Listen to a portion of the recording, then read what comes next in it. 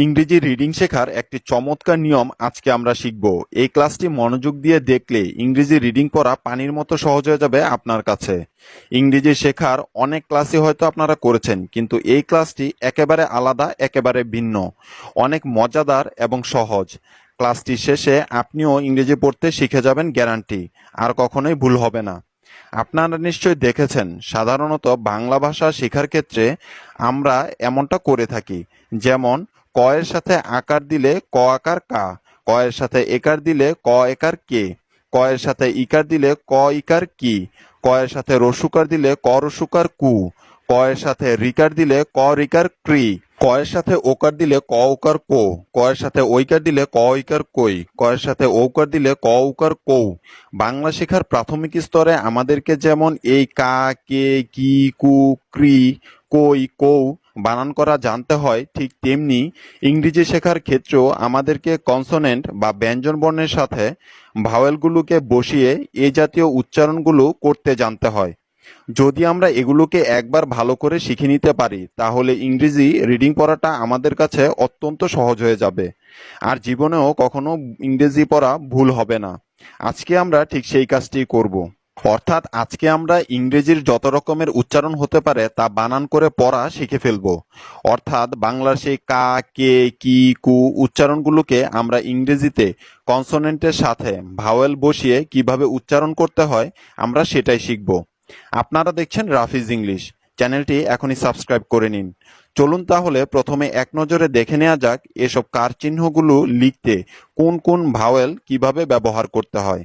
যেমন, আকারের জন্য এ, ইকারের জন্য আই, একারের জন্য ই, হ্রস্ব উকারের জন্য ইউ, রিকারের জন্য আর আই, ওকারের জন্য উ, ঐকারের জন্য উ আই এবং ঔকারের জন্য উ ইউ একসাথে ব্যবহৃত হয়। এই চারটি ভালো করে মুখস্থ করে ফেলুন, সারা জীবন কাজে লাগবে। এবার চলুন কিছু উদাহরণের মাধ্যমে নিয়মটি আরো ভালোভাবে শিখে নেওয়া যাক। যেমন, কে এ কা, কে এ কা অর্থাৎ কে এর সাথে যখন এ বসালাম উচ্চারণ হলো কা। কে হলো একটি কনসোনেন্ট বা ব্যঞ্জন বর্ণ, আর এ হলো একটি ভাওয়েল। আপনারা যারা আমার ভিডিওগুলো নিয়মিত দেখেন তারা নিশ্চয় জানেন ভাওয়েল মোট 5টি।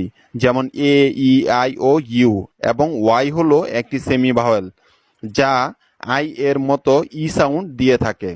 অর্থাৎ এই ভাওয়েলগুলোই ইংরেজির কার চিহ্ন হিসেবে বসে। ভাওয়েল এবং কনসোনেন্ট সাউন্ড নিয়ে আমার একটি স্পেশাল ভিডিও এই চ্যানেলটিতে দেয়া আছে। না দেখে থাকলে অবশ্যই দেখে নিন ভিডিওটির শেষে। অনেক কিছু শিখতে পারবেন, গ্যারান্টি। ঠিক একইভাবে কে আই কি, কারণ আমরা জানি আই ভাওয়েলটি বাংলা ইকারের সাউন্ড দেয়। কে ই কে, যেহেতু ই দেয় একারের সাউন্ড। কে ইউ কু, রস্যকারের সাউন্ড দিবে ইউ। কে আর আই ক্রি, এখানে একটি কথা ভালো করে মনে রাখতে হবে, রিকার বুঝাতে ইংরেজিতে সবসময় আর আই একসাথে ব্যবহৃত হয়। এটি মুখস্থ করে ফেলুন। তারপর কে উ কু, যেহেতু উকার লিখতে উ বসে। কে উ আই কই, আমরা জানি বাংলা ঐকারের জন্য উ আই একসাথে বসে। কে উ ইউ কৌ, কারণ ঔকার হয় উ ইউ মিলে। ভালোভাবে সবগুলো উচ্চারণ খেয়াল করেছেন তো বন্ধুরা?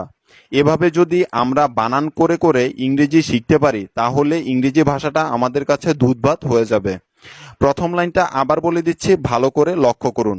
কে এ কা, কে আই কি, কে ই কে, কে ইউ কু, কে আর আই ক্রি, কে উ কু, কে উ আই কই এবং কে উ ইউ কৌ। তারপর দেখুন খ, কে এইচ এ খা। আপনারা সবাই নিশ্চয় আমার আগের যুক্ত বর্ণের ভিডিও থেকে শিখেছেন কে এবং এইচ এই দুটি কনসোনেন্ট মিলে হয় খ। আর তারপরে যখন এ বসালাম তখন কি হলো? হ্যাঁ, ঠিক ধরেছেন, কে এইচ এ হবে খা। আই বসালে কে এইচ আই খি, ই বসালে কে এইচ ই খে, ইউ বসালে কে এইচ ইউ খু, আর আই বসালে কে এইচ আর আই খ্রি। কারণ আমরা জানি আর আই দিয়ে রিকার প্রকাশ করা হয়। এরপর কে এইচ উ খু, ও আই বসালে কে এইচ ও আই খই, কে এইচ ও আই হয়ে যায় খই। কে এইচ ও ইউ খৌ, কে এইচ ও ইউ মিলে হয় খৌ। বন্ধুরা, এইভাবে বানান করে কিন্তু বারবার পড়তে হবে, তাহলেই কিন্তু সারা জীবন মাথায় থেকে যাবে বিষয়টি। ইংরেজি রিডিং শেখার মূল মন্ত্রই এগুলো। ইংরেজি পড়তে এবং শিখতে অনেক সাহায্য করবে এই ভিডিওটি। এখন দেখুন গ এর উচ্চারণ। আগেই আমরা শিখেছি গ এর পরিবর্তে ইংরেজি জি কনসোনেন্টটি ব্যবহৃত হয়। তাহলে জি এর সাথে আমি যখন এ দিলাম, দেখুন কি হয়। জি এ গা, জি আই গি, জি ই গে, জি ইউ গু, জি আর আই গ্রি। মনোযোগ দিতে হবে গাইজ। জি আর আই গ্রি, জি উ গু, জি উ আই গই, জি উ আই গই। আবার দেখো, জি উ আই গই, জি উ ইউ গৌ, জি উ ইউ হয়ে যায় গৌ। এবার দেখুন ঘ, জি এইচ মিলে হয় ঘ। আমরা যাকে বড় ঘ বলে জানি। এর সাথে আমরা যখন এ দিব, তখন উচ্চারিত হবে ঘা। কারণ এ তো আকারের কাজ করে থাকে বা আকারের সাউন্ড দিয়ে থাকে। তাহলে জি এইচ এ মিলে হয়ে গেল ঘা। ঘ আকার ঘা। জি এইচ আই ঘি, জি এইচ ই ঘে, জি এইচ ইউ ঘু, জি এইচ আর আই ঘ্রি। এখানে রিকার আছে, তাই আর ই বসেছে একসাথে। জি এইচ আর আই হলো ঘ্রি, জি এইচ উ ঘু, জি এইচ উ আই ঘই, জি এইচ উ আই হয়ে গেল ঘই। জি এইচ উ ইউ কি হবে? ঘৌ। জি এইচ উ ইউ ঘৌ। খুব মনোযোগের সাথে কিন্তু লক্ষ্য করতে হবে। তারপর দেখুন সিএইচ, বাংলায় চ। তার সাথে আমি যখন আকার দিলাম অর্থাৎ এ বসালাম, কি হয়ে গেল? চা। সিএইচ এ চা। এগুলো কিন্তু ভালো করে মনে রাখতে হবে, ঠোঁটস্থ করে ফেলতে হবে বারবার বলে। সিএইচ আই চি, সিএইচ ই চে, সিএইচ ইউ চু, সিএইচ আর আই শ্রী, সিএইচ আর আই শ্রী। মনে রাখবে সিএইচ উ চু, সিএইচ উ আই চই, সিএইচ উ আই হয় চই, সিএইচ উ ইউ চৌ, সিএইচ ও ইউ চৌ। বুঝতে পেরেছেন তো? এবার জে, জে কিন্তু বাংলা জ এর কাজ করে, অর্থাৎ জ এর সাউন্ড দেয় জে।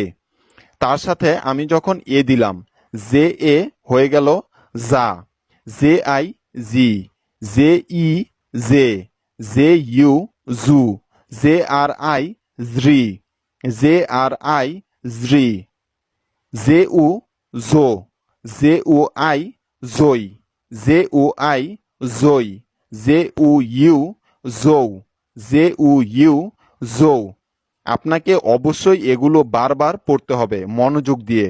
তাহলে আপনি যে কোনো ইংরেজি বানান করতে পারবেন, রিডিংও পড়তে পারবেন অকপটে। এরপর দেখুন এম। এম হচ্ছে বাংলা ময়ের মতো। এম এর পরে এ বসলে হবে এম এ মা, এম আই মি, এম ই মে, এম ইউ মু, এম আর আই মৃ, এম ও মো, এম ও আই মই, এম ও আই মই, এম ও ইউ মৌ। এখন দেখুন ব। ইংরেজি বি হলো ব এর প্রতিবর্ণ, অর্থাৎ ব এর পরিবর্তে ইংরেজিতে বি লেখা হয়। আর এর সাথে এ ভাওয়েল মানে আকার যোগ করলে হয় ব আকার বা, অর্থাৎ বি এ বা। ব এর জন্য বি আর আকারের জন্য এ, দুটি মিলে হয়ে গেল বা। বি আই বি, বি ই বে, বি ইউ বু, বি আর আই ব্রি, বি উ বু, বি উ আই বই, বি উ আই বই, বি উ ইউ বউ, বি উ ইউ বউ। তারপর আছে টি। টি উচ্চারিত হয় বাংলা ট এবং ত এর মতো, তবে এখানে ট ধরে আমরা উচ্চারণগুলো শিখব। ট এর সাথে যখন এ হবে, টি এ টা, টি আই টি, টি ই টে, টি ইউ টু, টি আর আই ট্রি, টি উ টো, টি উ আই টই, টি উ আই টই, টি উ ইউ টৌ, টি উ ইউ টৌ। এভাবে বারবার পড়তে হবে, তাহলে মনে থাকবে। তবে একটি কথা মনে রাখতে হবে যে এগুলো কিন্তু ইংরেজি শব্দের বানান না। এবার দেখব একটু ভিন্ন উচ্চারণ। যুক্ত বর্ণে কার